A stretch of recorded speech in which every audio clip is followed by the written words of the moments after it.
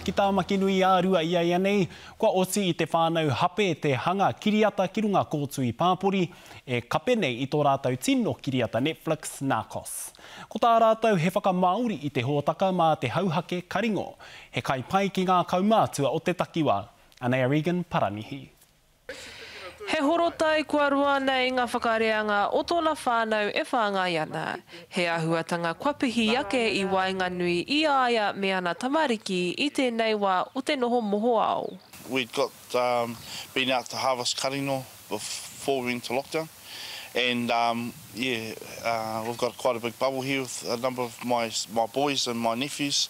And we were here drying it out and spending the day plucking it.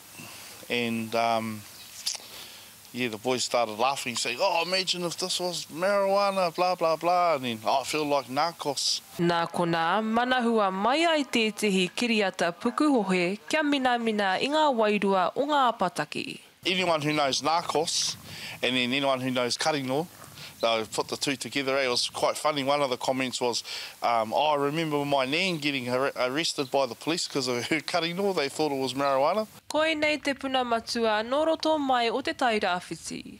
A he ahuatanga nō mai kua roa nei e whāia ana e tōna whānau.